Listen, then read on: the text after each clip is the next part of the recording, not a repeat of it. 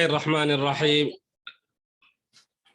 بسم الله الرحمن الرحيم. الحمد لله رب العالمين والصلاة والسلام على أشرف الأنبياء والمرسلين وعلى آله وصحبه أجمعين. اللهم رب اشرح لنا صدورنا ويسر لنا أمورنا واحلل عقد ألسنتنا يفقه أقوالنا. رب يسر ولا تعسر وتمم بالخير يا كريم يا رحيم يا الله. قال الشيخ المؤلف نفعنا الله بعلومه وعلومكم وعلوم سائر الصالحين في الدارين آمين. فصل في أحكام الماء. الماء قليل وكثير، فالقليل ما دون القلتين والكثير قلتان فأكثر. القليل يتنجس بوقوع النجاسة فيه وإن لم يتغير، والماء الكثير لا يتنجس إلا إذا تغير طعمه أو لونه أو ريحه. أوكي، أنا تكلمت في العربي. boleh.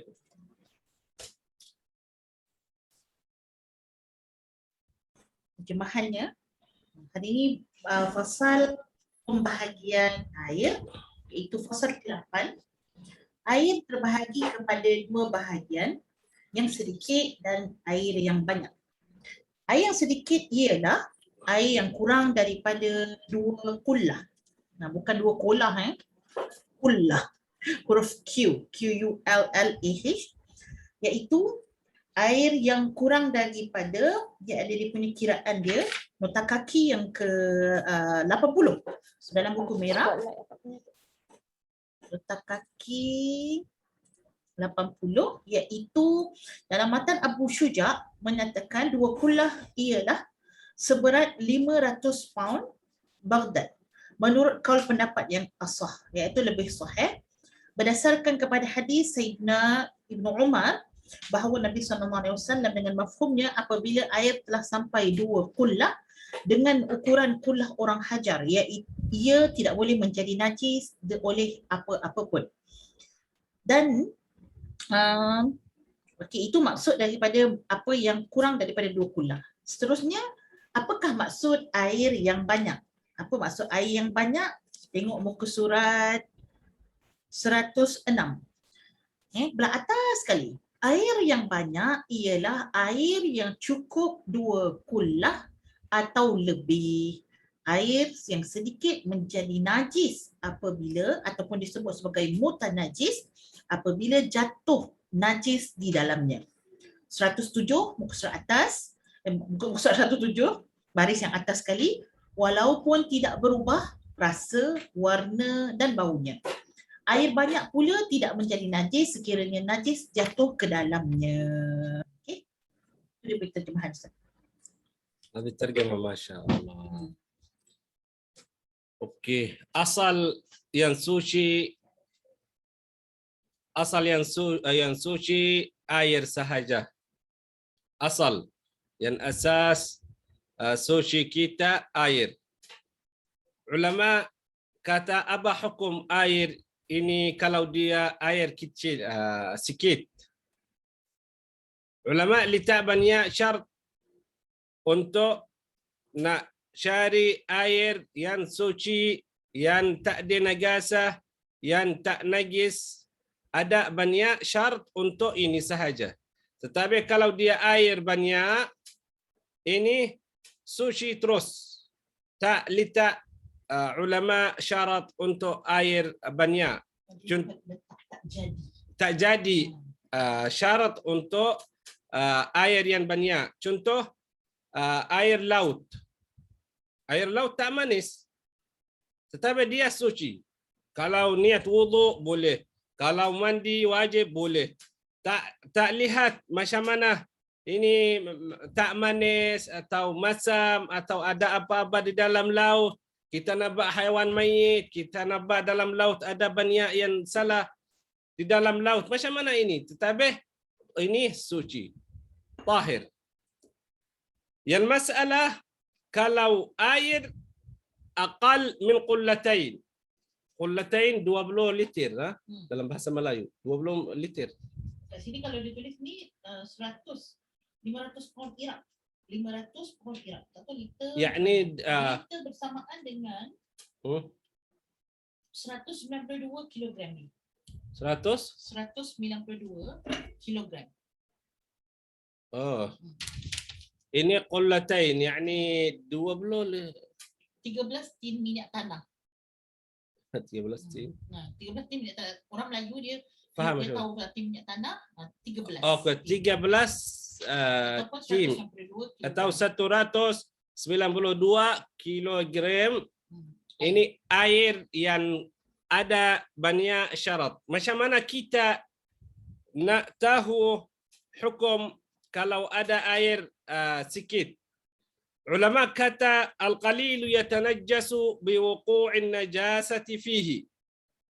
Yang sedikit air bila najasah dah sampai dalam air ini dah terus najis. Walau kita tak lihat warna dia dah tukar. Walau kita tak wangi bau ada macam yang tak baik. Ini juga najis. Ini wa illam yataghayyar, sebab ada dalam satu riwayah Nabi sallallahu alaihi wasallam kalau ada sedikit najasah masuk di dalam air dan air ini dah tukar warna. Sebab ini mungkin dah lama, 2 bulan, 3 bulan, baru kita nampak dah warna dia macam hijau. Warna air bukan macam ini, tetapi dia dah macam warna hijau. Maksud ini dah najis. Tak boleh kita ambil wudu di dalam air ini. Sebab dah tukar warna dia. Walau kita tak nampak najasa, apa yang najasa masuk di dalam ini. Atau ada budak kecil kencing dalam air ini, kita tak nampak. Kencing juga air macam air. Juga ini najis. Juga kita lihat apa tu sarsur. Lepas atau cicak mati dalam air ini. Terus najis. Tak boleh kita mandi wajib atau wudu atau masak atau minum, semua ini hukum najis, tak baik. Wal ma'ul kathir, air yang banyak, kadang-kadang ada telaga besar, mungkin dalam ini berapa gram, contoh mungkin 1,000 kilogram, 2,000 kilogram. Maksud ini kalau kita lihat sedikit najasah masuk di dalam air, tapi nampak tak tukar apa-apa dalam air ini.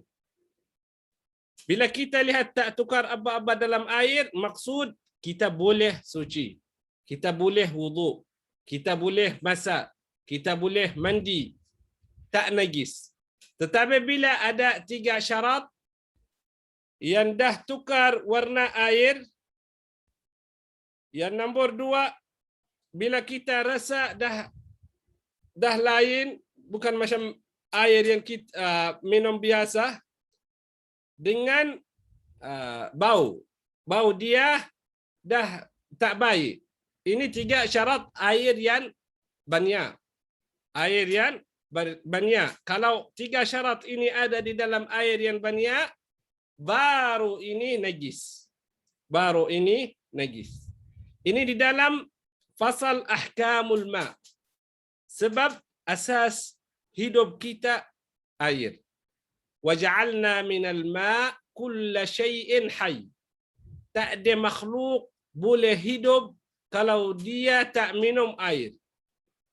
Manusia, haiwan, burung, batu, bukit, bumi, buku, semua yang ada di dalam dunia, kalau tak ada air tak boleh hidup.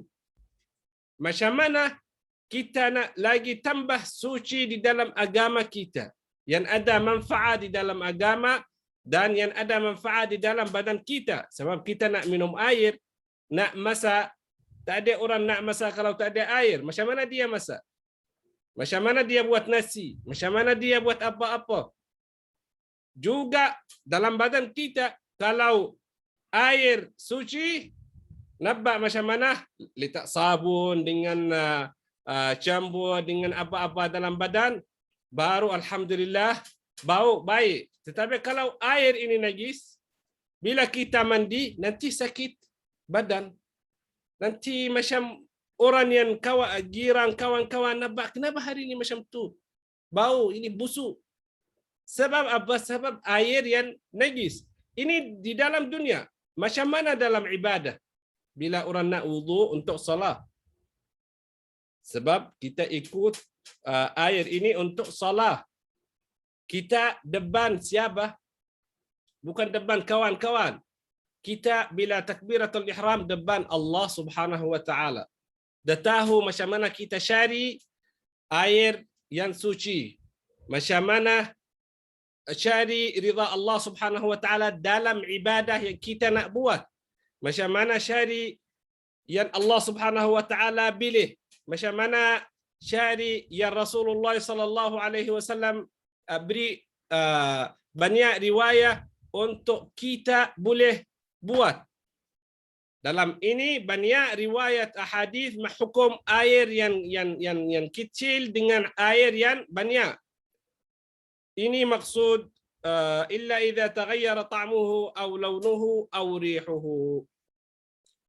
Okey ustazah. Terima kasih kepada Ustaz yang telah memulakan syarahan berkaitan dengan air. Okey, dan Ustaz pun dah sebut tadi kenapa dimulakan di dalam fiqh tentang pembahagian air, kerana manusia ini dengan air dia sangat dekat. Manusia pun datang dijadikan daripada apa? Daripada air juga. Kan? Kita pun datang daripada air. Dan dalam kehidupan kita memang perlukan air. Kita perlu air untuk terus hidup. Orang boleh dia tak makan dalam masa 4 hari, boleh lagi. Tapi kalau 4 hari dia tak minum, memang dia akan bertemu dengan kematian. Manusia kena hidup. Manusia kena hidup dengan air. Binatang juga perlukan air. Pokok-pokok, tumbuh-tumbuhan juga perlukan air. Sebagai manusia, kita nak menyembah Allah. Kita nak ibadah kepada Allah.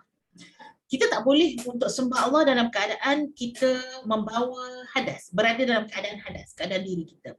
Sama ada hadas kecil, ada hadas besar. Bayangkan yang kita bicara tentang hadas kecil, mesti kita nak kena wuduk. Wuduk pakai apa? Secara asasnya wuduk pakai.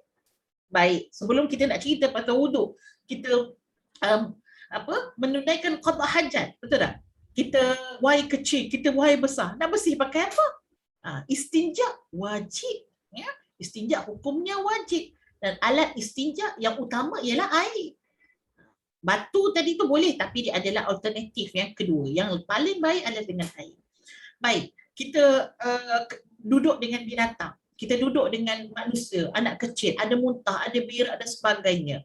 Bila dah terkena dekat lantai dan sebagainya, terkena dekat baju. Bagaimana cara nak bersihkan? Air juga, betul tak? Mesti gunakan air.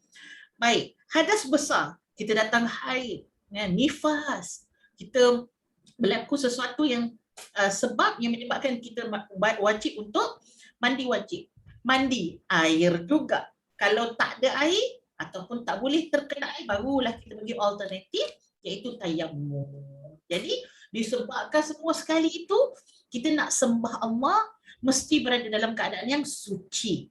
Allah itu innallaha thayyib wa yuhibbut thayyiban. Sesungguhnya Allah itu baik dan suka yang baik-baik sahaja.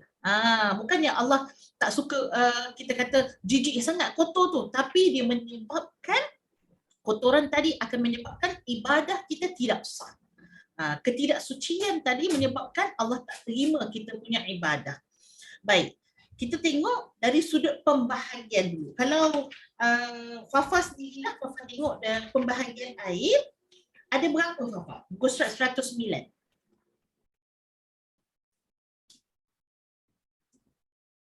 Buka mic. Fafa tak buka, tak unmute mic. Pembahagian air. Okey. Yang macam air mutlak, air musyammas ni. Betul. Yang tu ada berapa? Cuba ambil yang hukum dia dulu. Hukum ada 4. Okey, ada 4. Nombor 1. Nombor 1, suci dan menyucikan. Okey, nombor 2. Suci tetapi makruh digunakan untuk berwuduk. Nombor 3. Ketiga, suci tetapi tidak menyucikan. Nombor 4. Nombor 4, tidak suci dan tidak menyucikan. Ya, betul. Jadi itu adalah apa? Pembahagian air. So pembahagian air jangan sebut yang mutlak dengan musyammas dulu. Itu adalah nama air dia. Okey. Oh. Jadi suci menyucikan satu, iaitu contoh air suci dan menyucikan apa nama Fafa? Bukan contoh lah, kita kata nama air tu air apa? Nama air tu air mutlak. Okay. Yang kedua suci tapi makruh untuk kita gunakan untuk berwuduk. Musyammas. Okey. Suci tetapi tidak menyucikan. Ada dua, ada air mustakmal dan air mutaghayyir. Air mutaghayyir. Okey, boleh bagi satu contoh air mutaghayyir? Oh, macam air minuman lah. Ya, air teh. Ini. Ustaz tunjuk. Oh, Itu air mutaghayyir. Tak ada orang wuduk dalam teh. Guna teh. Guna teh. Masya Allah. Atau Teh susu. Masya Allah. Okey, yang keempat tu contohnya? air mutan najis, air Kena. terkena najis. Ya, betul. Okey.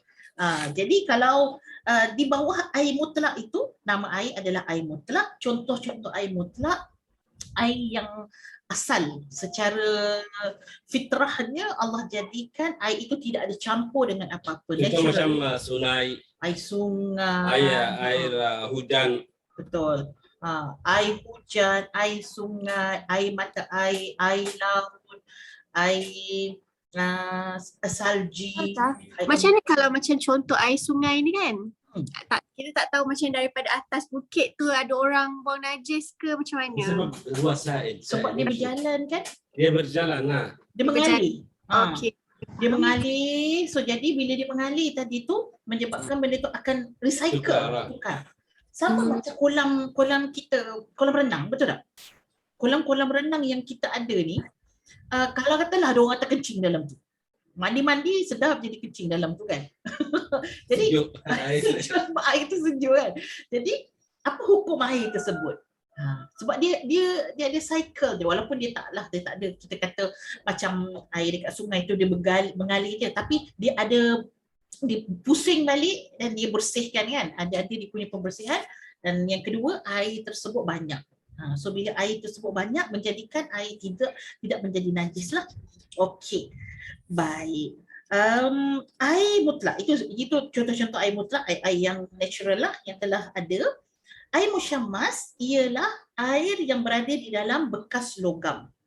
Maksudnya kalau kita jemur di bawah matahari tapi dalam plastik.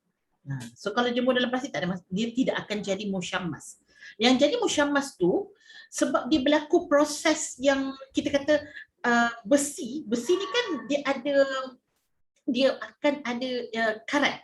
Okey.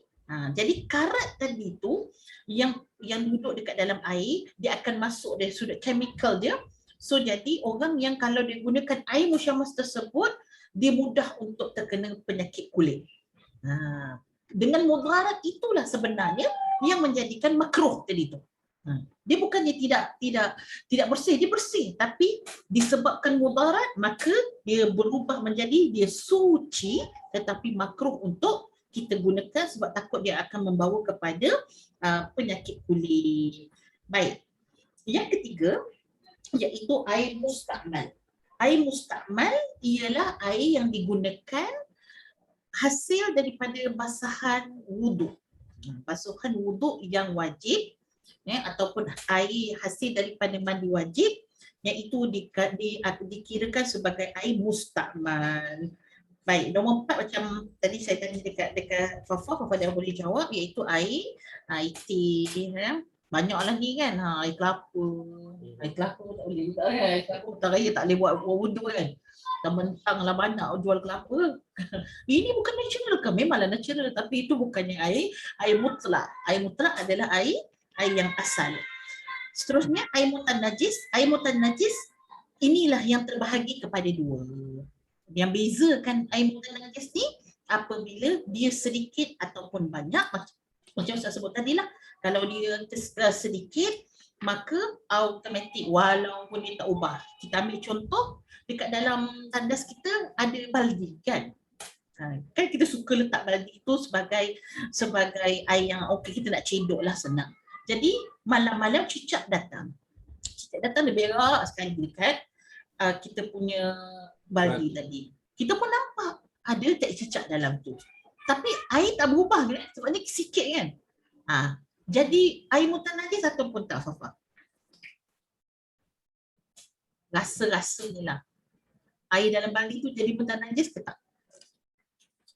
Jadi kan? Betul. Walaupun dia tak berubah bau. Cium-cium okey. Itu sunnah kita letak tutup. Yes, okey. Ustaz cakap itu memang bagus Ustaz. Terima kasih. Itu sunnah kalau ada baldi dalam dia ada air atau ada cawan-cawan yang dalam debur, kita tutup. Kita tutup sebab apa? Sebab itu yang najis sedikit kita tak nampak atau kita tak lihat. Lepas tu kita makan atau mandi atau minum, semua madarah dalam badan kita atau dalam keluarga kita. Itu sebab kita tak ikut sunnah tutup baldi, tutup barang yang ada di dalam debur. Tapi kita tak bagi terdedah macam tu. Macam ini kita ikut suci sunnah Nabi sallallahu alaihi wasallam.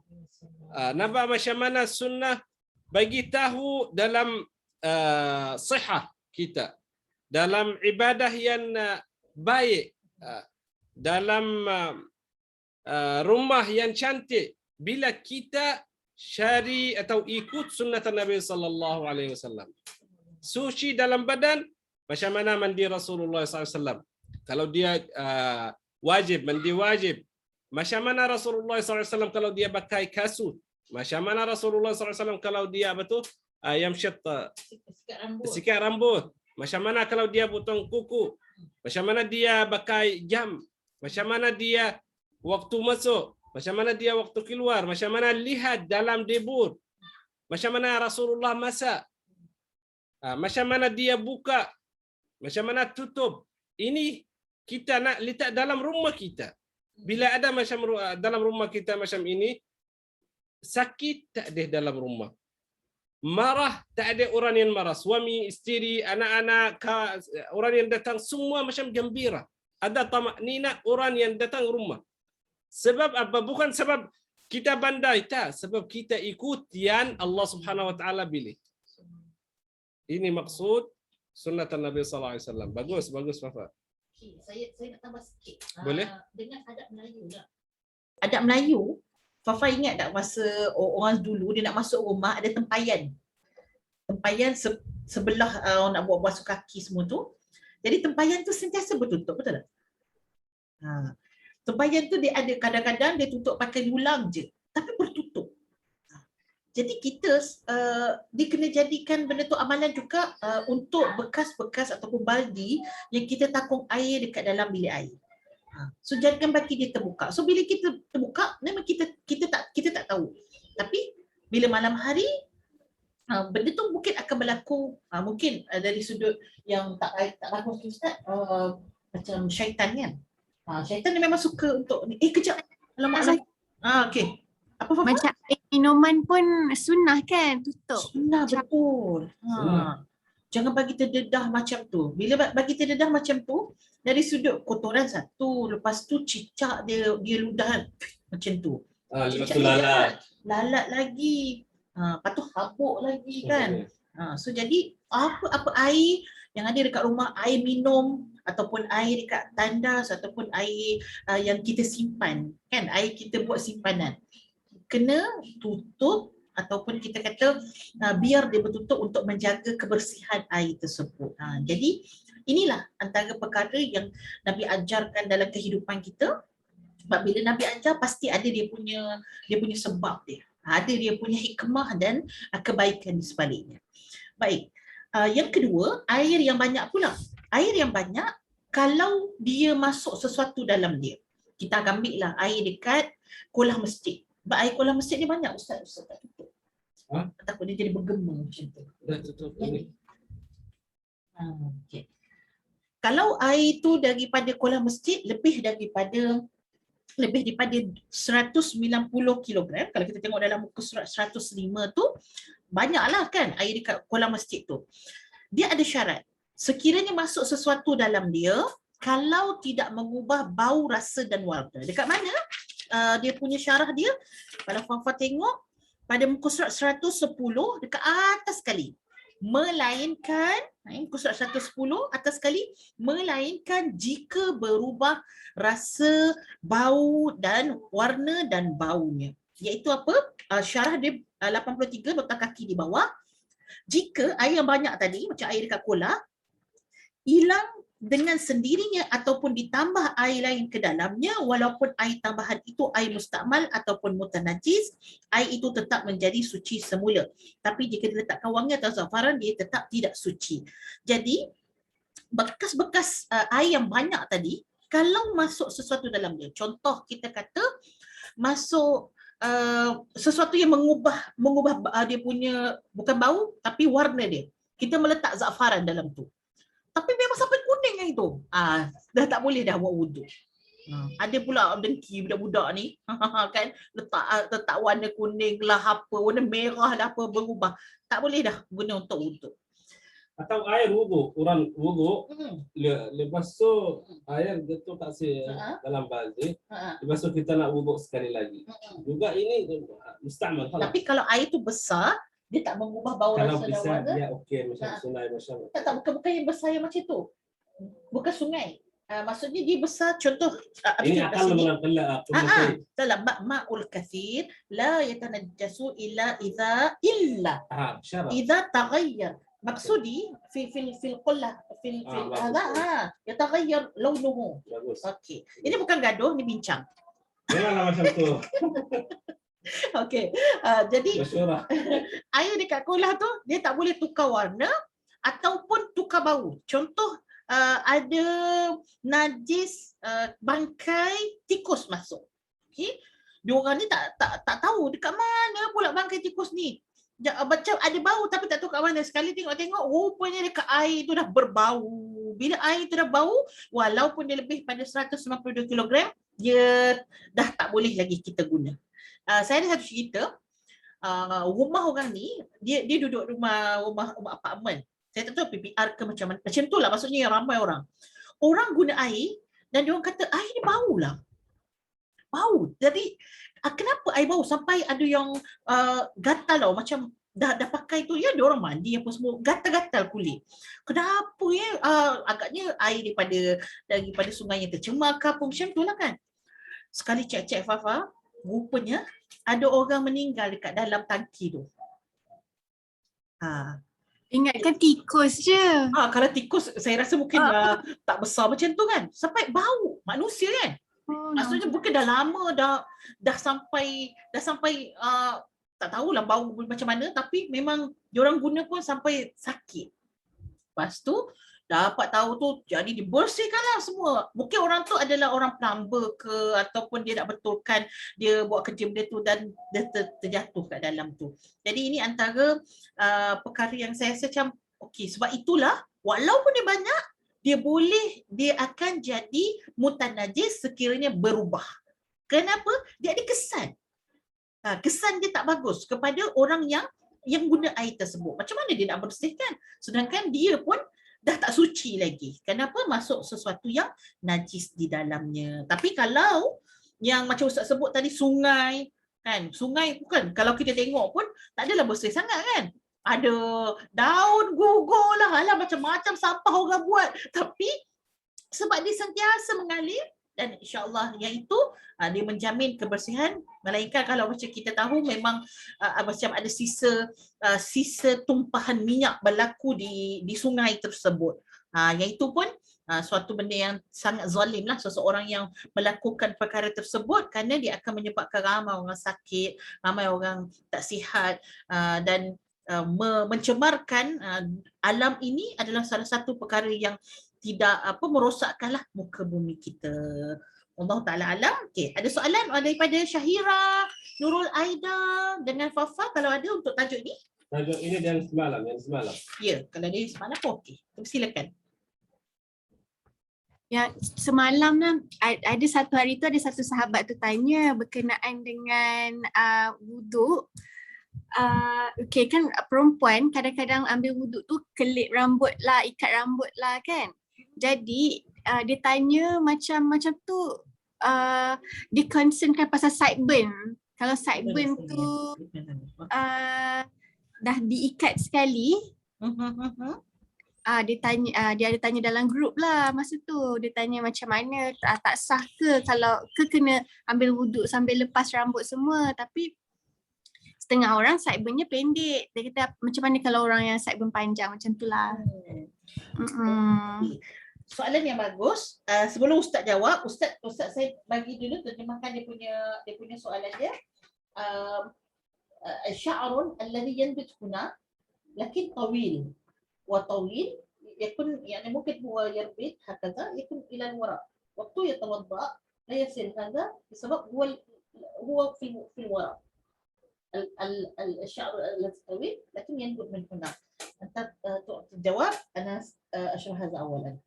Okey, tengok dulu muka surat 93. أولا Nanti kita saya ni dulu. Anda tak jawab pada Hazam. Tafsir awal. Nah. Maksudnya nama Hazam. Sebab anak asal isnain. Okey. Ada 20 jenis bulu yang ada di muka. Okey, 20 jenis bulu yang ada di muka. Mari kita tengok yang pertama, ghamamun, iaitu bulu yang tumbuh di dahi.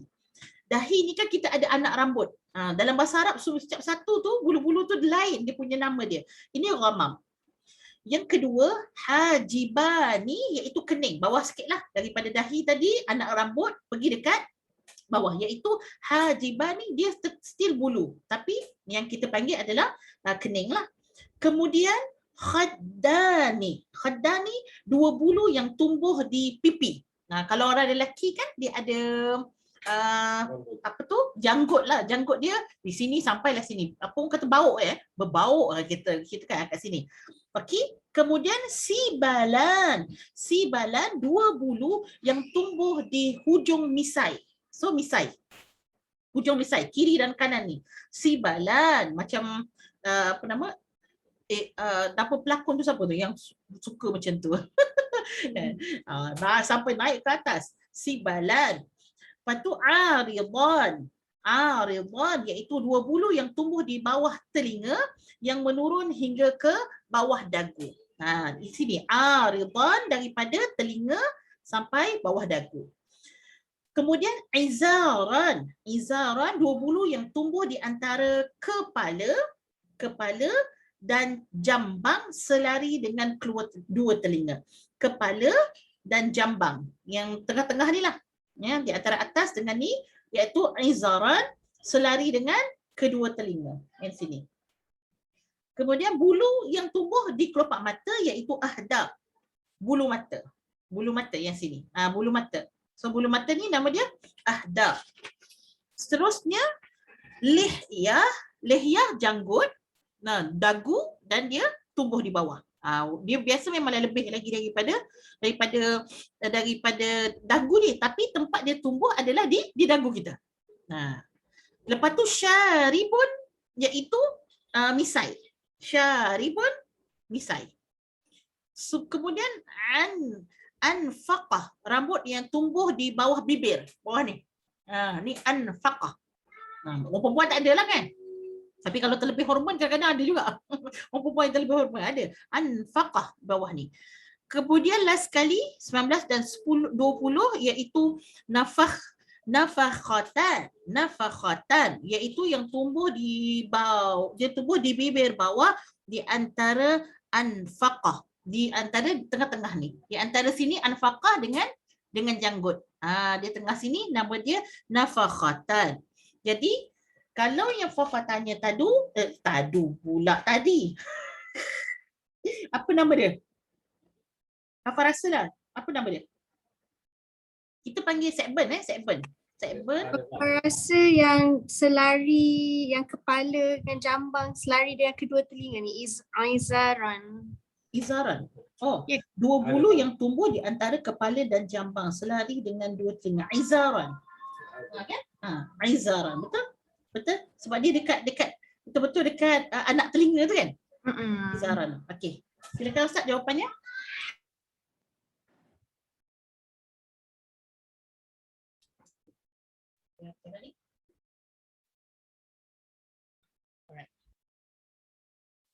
Okey, soal baik yang semalam dia mahu tanya macam mana kalau dia nak wudu. Wudu tak ada masalah sebab syarat atau had ulama letak had wajah dekat telinga sini sampai telinga sini. Tak ada masalah kalau dia belakang. Yang masalah waktu dia mandi junub. Mandi junub macam mana dia buka rambut yang atas kepala sebab syarat sebab syarat masuk air semua badan. Semua bulu badan. Macam mana dia buat ini? Tetapi bila dia wudu tak ada masalah. Mungkin dia tak buka hijab yang atas kepala, tak ada masalah. Cukup satu kali dengan satu rambut yang buat sahaja. Kalau dia tak kena air tak apalah. Yang panjang tu allazi azaran. Izaran allazi yanbut huna wa la yasir had. Dia yang buat mana? Sini. Yanbut sini. Tak ada masalah. Ini had tak ada masalah. Dia dah sampai air kat sini. Maksud al-jild. Tapi al-jild. Laisa sya'ar. Sya'ar laisa sya'ar. Bukan bulu. Bukan bulu. Rambut. Bukan rambut. Sebab dah ambil air kat sini. Sampai sini. Kadang-kadang masuk air dalam telinga. Bukan syarat masuk. Cuba tengok kalau lehyah macam mana? Takhlil. Yukhalliluha. Yang kena adalah yang Had. sini lah. Ada had kat sini. Jilid yang kena. Tapi bukan rambut yang Bukan rambut semua. kat sini ya. Tapi kalau orang macam tu dia buat macam ni je kan. Kadang-kadang orang yang ada betul rambut kat sini sampai sini. Janggut. Lehyah janggut. Janggut pinggam sampai sini. Okay. Macam mana dia ambil air macam tu buah. Macam tu. Lepas tu buat takhlil, ambil air dalam tangan, gilat-gilat buat macam tu. Ini sunnah. Syarat air sampai dalam apa tu al-jild? Kulit yang di sini. Bukan rambut yang pinggan.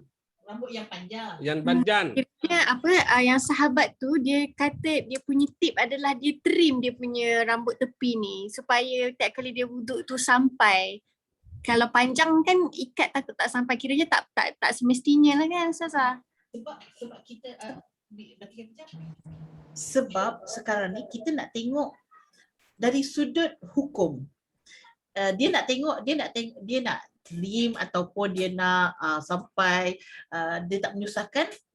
Fiqh dia akan tengok apa yang sebenarnya yang kena pada tubuh dia, pada wajah dia sewaktu dia membasuh muka. Jadi yang kita dengar selama ni kena tarik kan?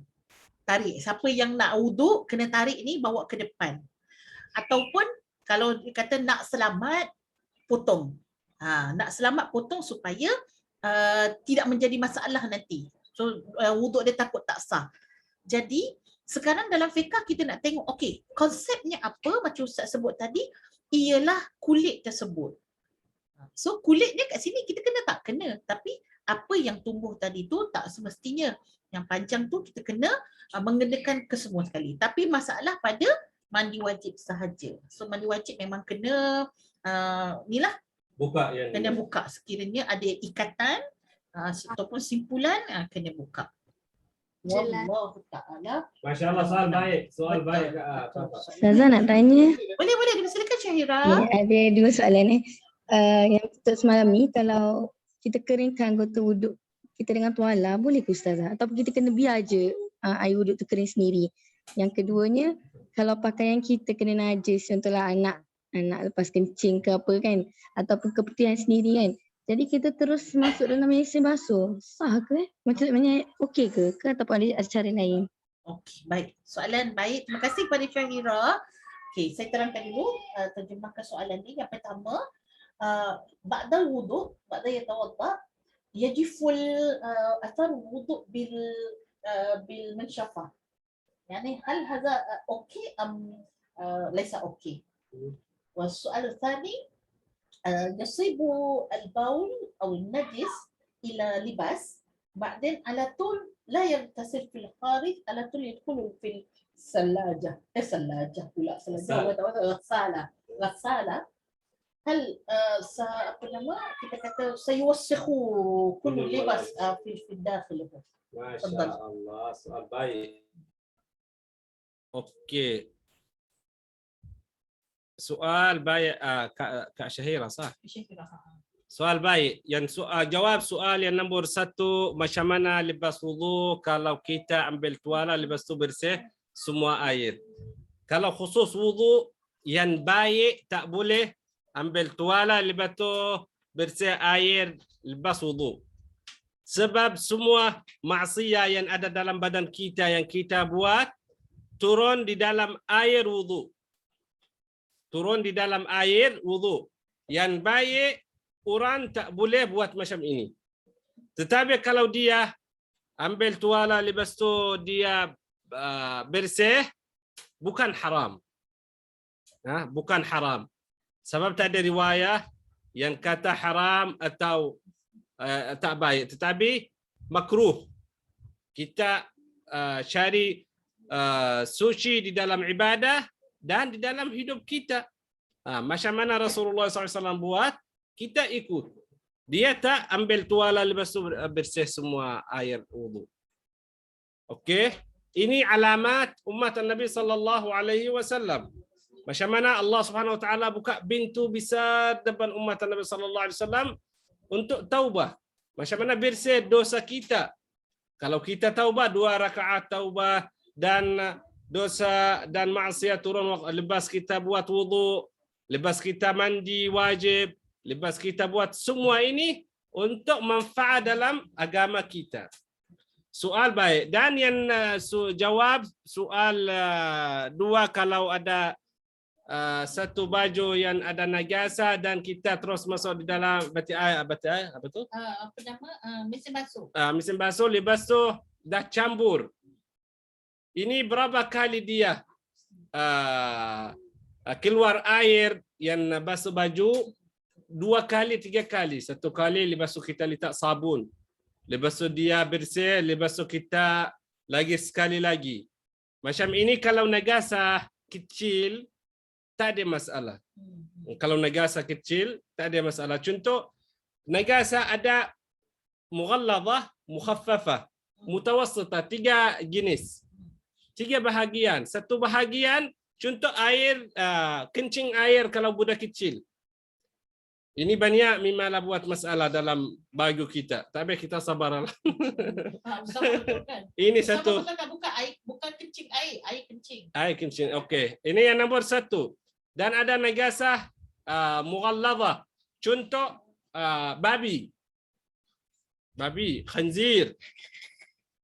Itu najasa yang mughalladhah. Maksud dia najis.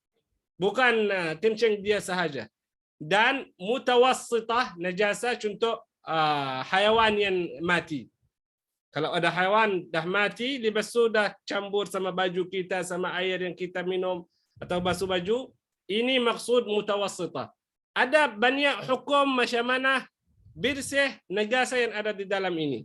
Kalau air yang kencing budak kecil, cukup 1 kali 2 kali air. Cukup. Ada najasa yang mughalladhah contoh al-khinzir, babi, 7 kali di dalam air, 1 kali tanah. Najasa mughalladhah 7 kali, bukan 3, 7. Ini air, kita bersih air 1 kali, 2 kali, 3 kali, 4 kali, 5 kali, 6 kali, 7 kali. Yang nombor 8, ambil tanah. Ulama kata macam mana kalau kita akhir kita letak tanah. Ulama kata mungkin kita boleh buat yang nombor 2 atau nombor 3 tanah, lepas tu kita sambung 7 air. Bersih air. Okey? Bagus. Saya tambah sikit. Ustaz jawab tadi. Jadi Ustaz jawab tadi, eloknya biarlah wuduk tadi tu kan. Jadi kalau al-afdal yang terbaik adalah membiarkan dia kering kerana dia adalah nur. لأن المعاصي والذنوب تتساقط في آه. قطرات الوضوء. Sebab dosa-dosa kecil kita akan mengalir dengan mengalirnya air wuduk tersebut. Melainkan Ustaz, melainkan sekiranya kita berada di negara-negara yang kering. Mungkin Fafa dan sahabat-sahabat pernah sampai di negara-negara yang kering, yang mana di sana kalau tidak dibersihkan dia akan menyebabkan air tadi tu akan meresap masuk ke dalam tulang dan akan menyebabkan tulang tu mudah rapuh. Ini pengalaman saya sendiri apabila musim sejuk di Mesir, sebab di sana adalah kita kata dia punya udara dia adalah udara kering. Kalau dia panas pun panas kering, kalau dia sejuk pun sejuk kering. Kalau lepas wuduk kita tak bersihkan, kita tak sapu, so dia akan menyebabkan tulang kita akan rapuh. Sebab ada yang lagi satu, sebabkan kita pun tak sama kan jasad kita dengan orang sana. Jadi senior kami memang nasihatkan begitu, sebab ada orang yang memang tak suka sapu, kita kata keringkan badan betul-betul selepas kali mandi ataupun selepas daripada wuduk, balik lumpuh. Sampai kat Malaysia lumpuh. Sebab apa dia tulang kita tak jadi rapuh, sebabkan udara tu udara yang sejuk. Sekiranya berlaku keadaan macam tu, so kita lebih baik untuk sapulah. Tapi sekiranya tidak, macam kita di negara yang khatulistiwa kan, kalau kering pun, kalau panas pun panas lembab. So tak ada masalah untuk kita tak sapu, maka biarlah dia kering dengan sendiri dia. Okey, yang kedua tadi macam Ustaz sebut, saya setuju, iaitu tengok kepada najis tersebut. Kalau najis tersebut terlalu banyak, misalnya katalah kan, selambak tahi anak kat situ. Tahi mak anak lah, tahi anak tak banyak sangat. tahi orang kan, banyak sangat. Lepas tu terus masuk dekat dalam mesin basuh. Maksudnya kita rasa memang dia akan menyebabkan habislah semua sekali tu. Tapi sekiranya sikit, contohnya seperti kain anak tadi ataupun napkin yang kena najis, lepas tu kita terus masuk, di dalam sana memanglah berlaku proses cleaning. Bagaimana proses cleaning tu berlaku? Air masuk dan air keluar. Kemudian sekali lagi air masuk, kan 2 kali kan, rinse 2 kali, kemudian barulah nanti dia dah basuh, rinse 2 kali, kemudian barulah dikeringkan. Jadi proses tadi tu telah dipersetujui oleh ulama mujtahid muasir contemporary. Dikata hukum membasuh iaitu dengan menggunakan mesin basuh yang ada pada hari ini, dia menghilangkan kotoran. So jadi kalau tak boleh nak bersihkan, apa guna kita masuk baju dekat dalam mesin basuh, betul tak? Maka hakikatnya proses itu dia menepati kita kata taharah yang mana Allah suruh di dalam agama kita. Wallahu taala a'la wa alam. Syairah okey ya? Okey Ustazah, tapi saya nak tanya sikit lagi lah. Boleh. Contoh sekarang ni saya tengah potty train anak saya lah kan, tapi dia kadang-kadang biasa dia terkencing lah dekat lantai. Jadi macam mana step yang sepatutnya saya nak cuci tu Ustazah?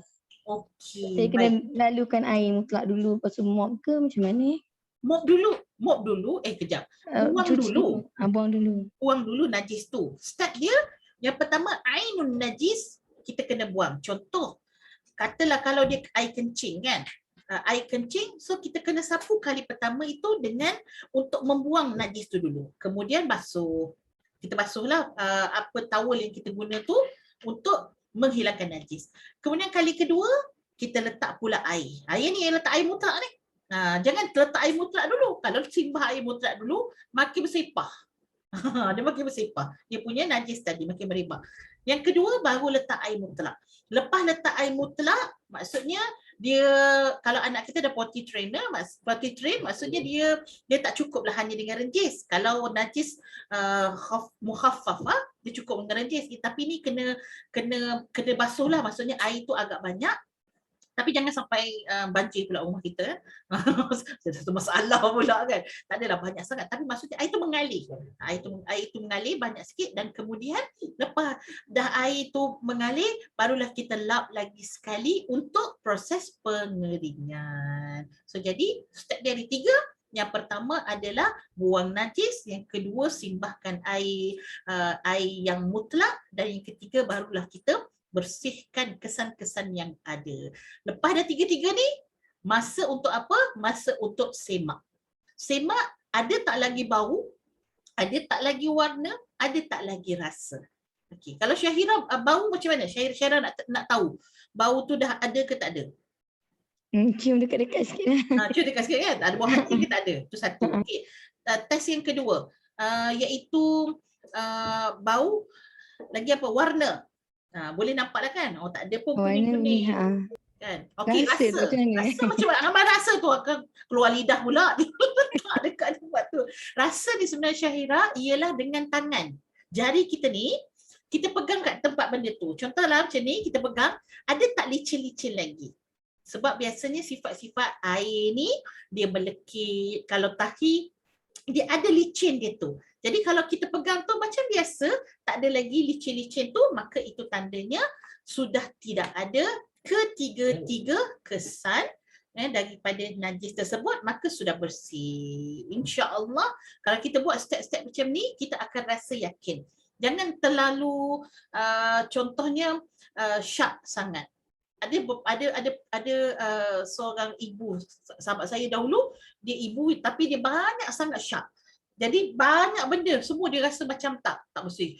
Kalau ada lagi, kalau dalam fiqh nahnu nahkumu bizawahir. Kita akan cek apa yang nampak. Yang tak nampak, yang zahir saja. Kita cek yang zahir saja. Cek dia macam mana? Yang kita nampak. Warna, rasa, bau.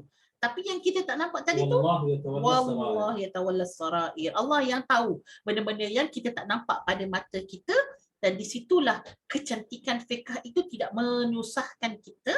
Dan yang penting ialah sewaktu kita melakukan tadi, di manakah zon kita? Okey, saya nampak tadi anak saya kencing kat sini. Jadi itu adalah kita kata tempat yang perlu kita bersihkan. Atau al-najasa qismain, yani ainiyah wa hukmiyah. Okey, boleh Ustaz itu? Najasa dua bahagian. Najasa dua bahagian. Satu bahagian ainiyah yang kita lihat depan mata. Contoh najasa haiwan yang mati. Najasa.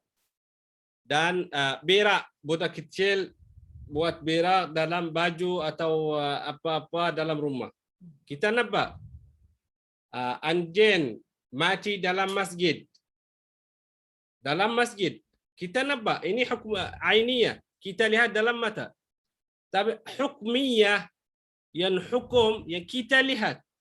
Kita lihat anjing masuk di dalam masjid, lepas tu dia kencing di dalam masjid. Bau kencing anjing di dalam masjid. Kita masuk di dalam masjid, nampak macam kita nampak sini ada rasa, baru ada air sini. Lepas tu kimas ini bersih yang sini. Yang kita nampak. Juga dalam rumah buat. Waktu sujud kita buka sajadah, lepas tu kita nampak dalam sajadah ini ada cicak mati. Kita nampak. Apa hukum dia? Terus bersih dia sahaja. Bersih dia sahaja. Walau kita nampak waktu kita salat ada takbiratul ihram, Allahu Akbar. Lepas tu waktu salat baca Al-Fatihah, dah nampak cicak dalam sajadah.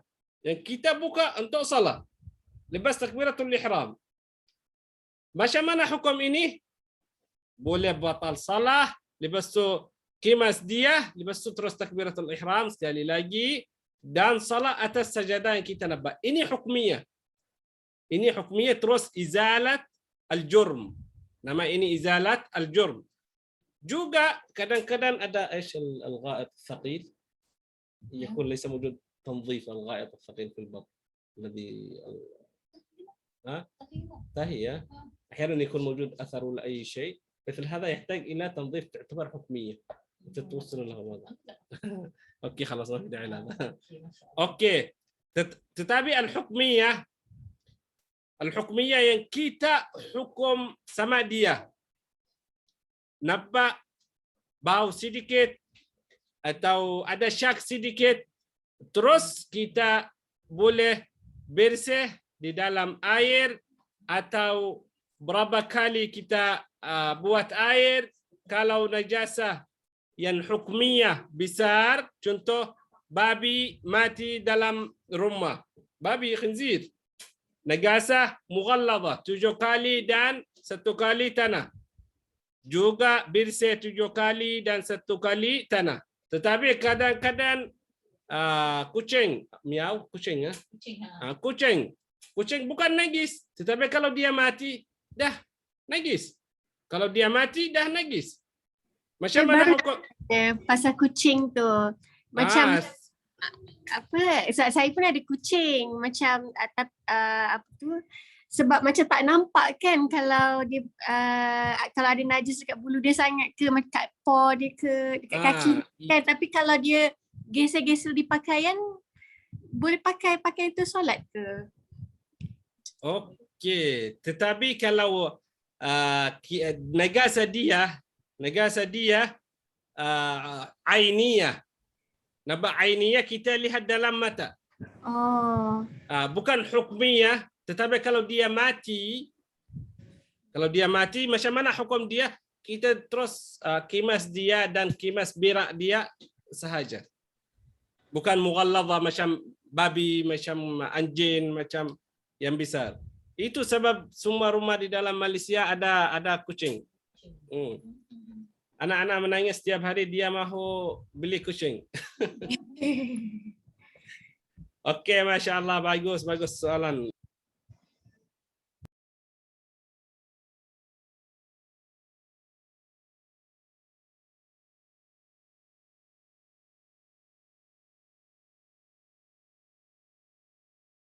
Ustazah tak dengar.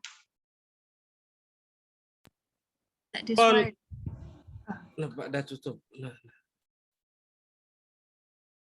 فصل في موجبات الغسل. موجبات الغسل 6: علاج الحشفة في الفرج وخروج المني والحيض والنفاس والولادة والموت.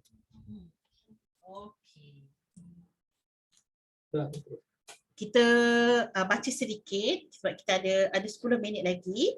Perkara yang menyebabkan mandi wajib.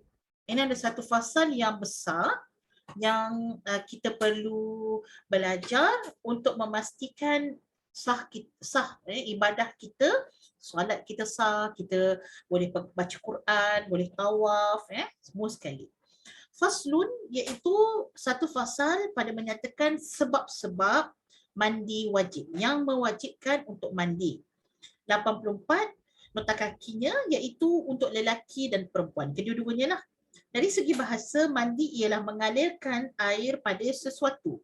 Dari segi syarak, ia bermaksud mengalirkan air ke seluruh badan dengan niat yang tertentu.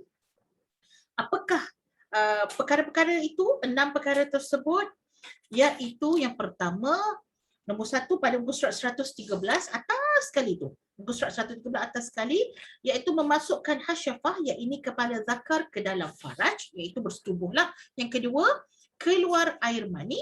Yang ketiga, keluar darah haid. Seterusnya, di muka surat 11 terus tu, keluar darah nifas. Dan kemudian, wiladah nombor 5. Dan nombor 6 yang terakhir, iaitu meninggal dunia. Okay, so ada 6 perkara yang menyebabkan seseorang itu perlu mandi wajib. Okey, kita silakan dahulu Ustaz.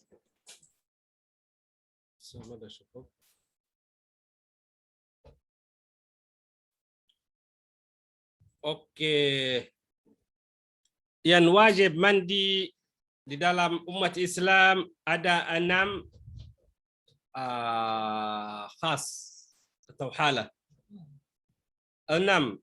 Yang satu untuk lelaki dengan perempuan sama, lelaki dan perempuan yang Muslim. nak buat ibadah, lepas tu suami dengan isteri tidur sama, buat apa-apa waktu tidur atau tak buat apa-apa waktu tidur, lepas tu bangun, macam mana mandi? Apa hukum kalau dia nak buat salat subuh?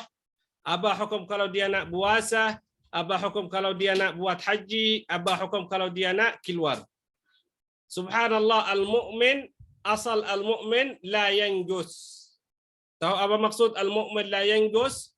Orang mukmin tak ada najasa. Hidup dia sentiasa suci. Bila dia buat apa-apa, tetapi cepat dia nak suci. Mandi wajib. Yang nombor satu. Yang nombor dua, wa khurujul mani. Lelaki dengan perempuan sama. Sifat dan adat sama. Lelaki dan perempuan bila keluar mani, ada wadhi, ada mani. Ada wadhi, ada mani. Bila keluar mani, maksud wajib mandi. Tetapi ada wadhi. Wadhi kadang-kadang orang benat sangat. Dia nampak macam ada wadhi. Beta tahu ini mani atau wadhi. Tetapi alamat dia wadhi, bukan mani. Hukum dia kalau mani, wajib mandi. Tetapi kalau dia wadhi, hukum dia macam nak wuduk sahaja. Bukan mandi wajib. Ini untuk lelaki dengan perempuan sama. Wal haid, ini khusus perempuan. Tak ada lelaki buat haid. Betul tak? Tak ada lelaki. Kita tak dengar dalam umat Islam ada orang lelaki haid. Tak ada. Hikmat Allah Subhanahu wa taala. Ulama dah letak berapa waktu hukum haid, kadang-kadang 1 hari dengan 1 malam sampai 7 hari atau 8 hari atau 15 hari. Tahu macam mana hukum haid untuk perempuan dan ikut khususiyah perempuan. Ada perempuan 3 hari haid, ada perempuan 5 hari, ada perempuan 7 hari, ada perempuan 15 hari, ada perempuan lagi tambah sampai dia istihadah. Itu hukum perempuan. Tetapi hukum mandi wajib. Kalau dia nak buat salah, wajib. Kalau dia nak ambil Al-Quran, wajib. Kalau dia nak pergi buat apa-apa amal di dalam agama, wajib mandi. Okey. Wan nifas. Juga wan nifas ini untuk perempuan khusus. Bukan lelaki. Kalau ada perempuan nifas, hukum mandi wajib. Wal wiladah. Wiladah ini khusus juga perempuan. 3 lelaki dengan perempuan sama mandi wajib. Dan 3 khusus perempuan sahaja. Okey. Wal wiladah untuk lahir, bersalin. Wal maut semua. Lelaki dan perempuan boleh mandi. Siapa yang mandi dia? Mandi sendiri ke? Kalau orang saleh, malaikah. Betul tak? Kalau orang tak saleh, malaikah. Umat Islam, jamaah muslimin yang mandi dia. Macam mana tutup aib, macam mana kalau ada apa-apa, tak cakap sama keluarga dia nanti sedih kalau ada apa-apa alamat atau tanda husnul khatimah atau su'ul khatimah. Tetapi kita ikut syariah, mandi wajib untuk umat Islam.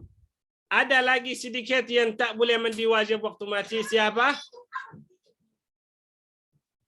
Ada. Mati syahid ya.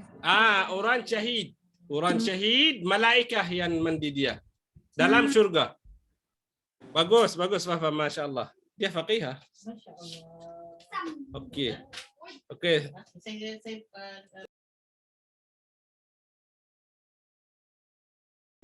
Secara umumnya kita akan bincang lagi satu persatu tentang semua sebab-sebab ni. Cuma sedikit saja kita nak masuk tentang hukum mandi pada muka surat 112. Ini secara umum. Okey. Bila sebut tentang mandi pun ada 5 hukum.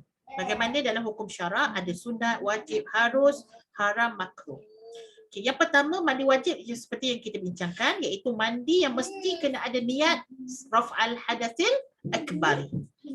Beza antara mandi wajib dengan mandi sunat, bezanya adalah niat lah. Masa kita yelah, itulah kata kita ambil ni dulu. Saya ambil 5 hukum dulu. Jadi mesti kena ada niat. Niat dan bezakan. Yang kedua, mandi sunat. Mandi sunat ialah kita mandi itu ada niat kerana perkara tertentu. Contohnya mandi selepas kita menghadiri jenazah, pengkebumian jenazah. Kita sunat untuk mandi. Ada sebab dia. Yang kedua, sebabnya busuk, ya Allah, busuk dah mampus orang kata. Dia boleh jadi sunat juga. Ya Allah, bukan kita je nak pengsan, sampai kucing kita dekat kita, kucing kita macam tu kan. Busuk sangat tu. Jadi sunat untuk mandi menghilangkan bau yang busuk. Yang ketiga, apa sebabnya? Datangnya hari Jumaat. Hari Jumaat ada mandi sunat. Hari raya ada mandi sunat. Maka ini mandi-mandi ini hukumnya sunat untuk kita laksanakan. Nombor 3, mandi yang harus. Mandi yang harus ni macam orang Malaysia lah. Kita memang mandi 2 kali sehari. Kita tak busuk pun kita mandi. Ada adat. Kalau dekat negara luar tak macam tu, betul tak Fafa? Setuju. Saya kok ya Allah 4 hari tak mandi kalau dekat Mesir. Macam mana Fafa? Kat mana? Sejuk memang, tapi kalau kita dah terbiasa tu, sejuk pun kita nak mandi juga. Betul lah, sebab kita terbiasa. Betul lah. Kalau orang luar, dia orang biasa je tak mandi sehari, bukan sehari, 3 hari tak mandi pun biasa. Kita tak, pagi petang. Jadi kita, kenapa pula nak mandi kan? Ustaz kata, kenapa kena mandi? Memang kena mandi pada petang. Saya cakap kat Ustaz, tak busuk pun. Ustaz kata, malah, tapi kat Malaysia memang kena mandi. Cakap macam tu. Jadi dia jadi satu adat. Yang ni mandi harus lah. Nombor 4, mandi makruh. Mandi makruh, kita ni puasa, waktu bergendam pula dekat dalam air. Masuk dalam kolam, lama sangat kan. Sebab dia apa? Haus. Sebenarnya dia haus. Sebenarnya tak payah tipu lah. Dia haus sebenarnya. Tapi dia nak menghilangkan keletihan tersebut, duduk berendam, makruh. Nombor 5 iaitu mandi haram, iaitu mandi dengan air yang dicuri. Kan? Air orang, mentang-mentang lah dia haji haji kedekut, dia tak nak bayar bil air, dia ambil bil orang punya paip.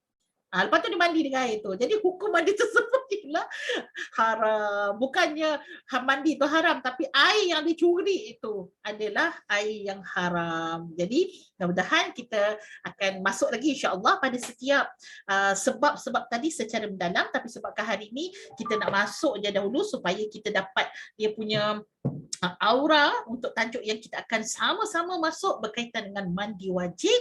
InsyaAllah kita jumpa lagi pada bulan November. Faham kan insyaAllah.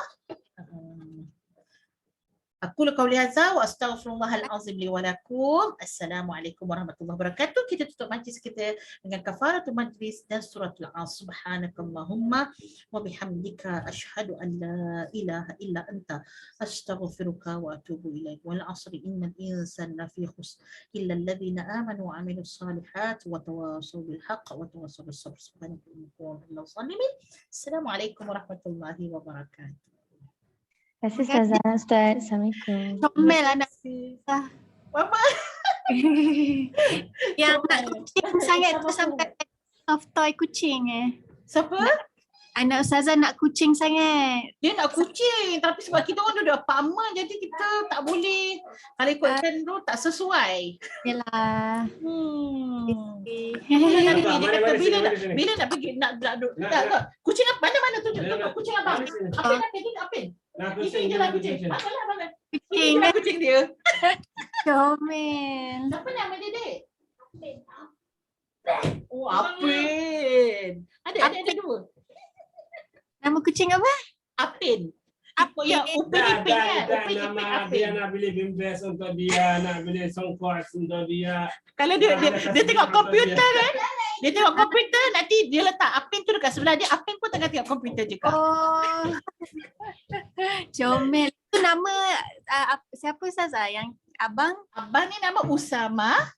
Nama Usama bin Zaid kan? Tapi dia Usama bin Muhammad. Lepas tu yang adik nama Suhaib. Suhaib. Ah, Sedapnya nama. Masya Allah. Moga seindah akhlaknya juga. Ini. Terima kasih Papa. Assalamualaikum. Terima kasih, Ustazah.